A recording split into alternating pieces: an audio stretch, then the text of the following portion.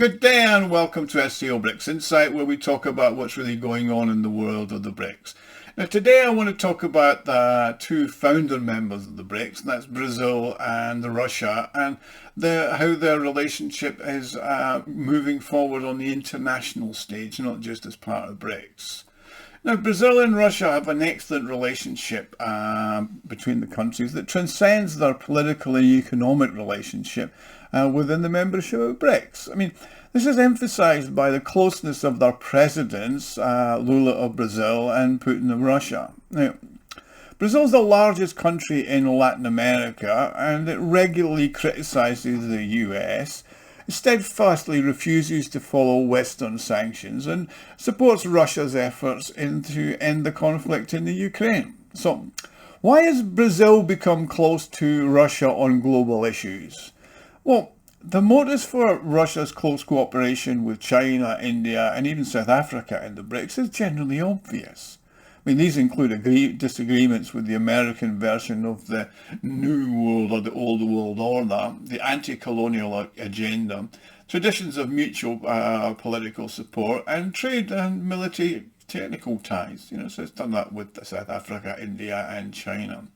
But why has Brazil become one of Moscow's key partners, and particularly so in South America? Well, amongst Moscow's partners in the old BRICS, Brazil may seem farthest from Russia geographically, but not politically. Brazil may not be at risk of war with the United States, but any country in the US's backyard has the potential for them to stir up trouble whenever they choose it. So, its trade turnover with the US is several times greater than it is with Russia. The military technical ties between Russia and Brazil are relatively insignificant, yet the Brazilian authorities, led by Luiz Lula da Silva, are already considered by the West as one of the main advocates of Russia's position in the international arena. The latest example of this solid support was the refusal of Brazil, among other countries, to sign the final declaration of the so-called Peace Summit in Switzerland. At the event itself, Brazil was present only as an observer, and a year ago, Brazil also refused to sign the anti-Russian declaration of the Summit for Democracy held by the United States. This is particularly noteworthy given that Brazil occupies a somewhat unique international position among all non-Western major powers. It maintains at least working relations with the leaders of the collective West and good relations with all the non-Western leaders, primarily the countries of the global South. Also, Brazil is not aligned with any particular ideological camp, which means it's not constrained by the need to adjust its position in the international arena. Despite the challenges that Brazil faces, and these include high poverty levels at home, lack of industrial production capacity, its elites are already competing in the South American region for influence.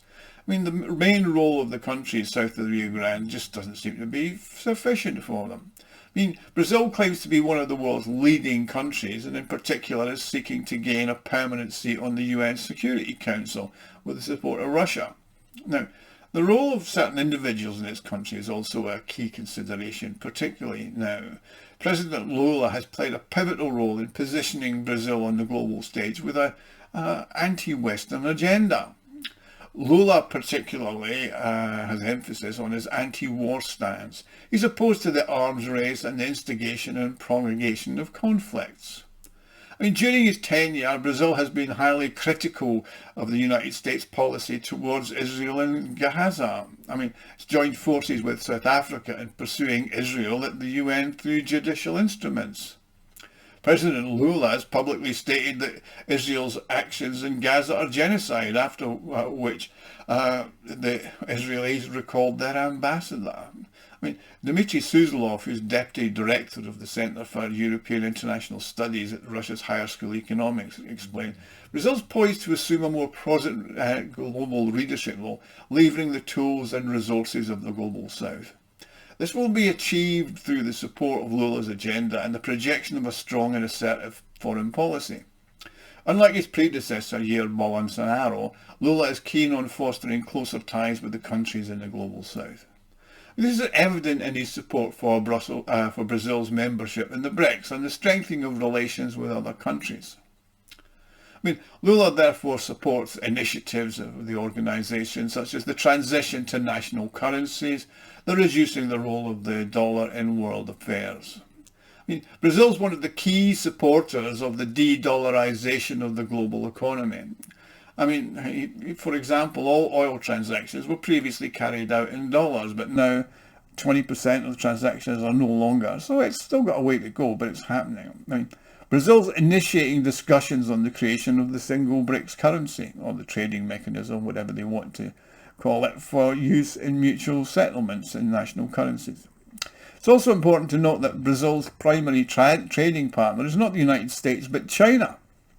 In 2023, 1/3 of Brazilian exports, which is approximately 100 billion, were destined for China. China is also the leading source of Brazil's imports. It imported 53 billion, or 22% of its total imports came from China. The United States is in second place with 15.9%, which is about 38 billion.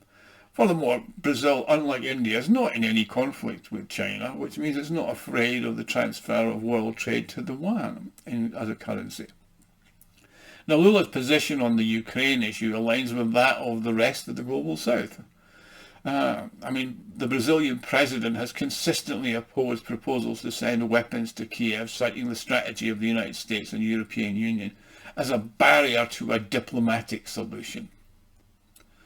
Most Latin American countries have taken a neutral stance on the conflict. However, given the global nature of this crisis, in which Russia is not so much opposed by the Ukraine, but the countries of the collective West, led by the United States, you can understand that. Also take into account the personal experience of the countries in the Latin American region who faced Western neo-colonialism and the destructive role of the West in the past, inciting and aggravating conflicts even on their own doorstep. And that was the Russian ambassador to Paraguay, Alexander Pissarro. Therefore, Lula advocates diplomatic dialogue on the Ukraine based on respect for Russia's interests. Brazil have the opinion that the war must be brought to a speedy end, and as a consequence is opposed to conferences that appear to offer only ultimatums towards Russia and have actually no bearing on the outcome and have nothing to do with diplomacy. Consequently, Brazil and China are in favour of convening a conference to actually resolve the Ukraine conflict, which would be acceptable to both parties in advance. Brazil not only rejects the sanctions imposed by the West, but obviously publicly declares that it has no intention of ever complying with them. We do not adhere to sanctions regimes imposed by certain countries against Russia. The ambassador of Brazil to Russia, Rorido de Lima Bena Soares, emphasized that Brazil complies with sanctions imposed by the UN Security Council. But in this case, the sanctions against Russia are not by them, so the fact they're illegal, so they're not following them. This stance has not only positioned Brazil as an external participant in the diplomatic process on the Ukraine. Brazil-Chinese initiative actually is the only active project for peace negotiations that are out there. It's also enabled the strengthening of the relationship with Russia involved in trade. While Brazil's trade turnover with Russia is actually only about 10 billion, it's 7 times less than the United States, it's growing rapidly and Russian companies are actually investing in Brazil. Eurochem is building a new fertilizer plant and Rosatom is involved in the building of a new nuclear power station. So Russia already supplies Brazil with about 20% of all its fertilizer and has begun to export grain to Brazil via its Baltic ports. Exports of other commodities are growing too as Russia and Brazil ramp up their mutual trade. And despite their different geographic distance, the number of economic political interests are growing between Russia and China. Brazil views Russia as a key partner in the formation of the new multipolar global world, and it's actively engaged in working towards this with collaboration with the BRICS. From Russia's perspective, it sees Brazil as a strong regional pair, a steadfast ally. Plus, it's a role to play when BRICS decides on its new multi-level membership strategy, where it might also have a regional level, and countries will be there, and Brazil can play the lead coordinator in the Latin American and Central American region. Thank you for watching, and please like and subscribe. If you enjoyed this video, you can help me fund the channel and the website SCO BRICS Insight.com by clicking on the thanks button. Thank you.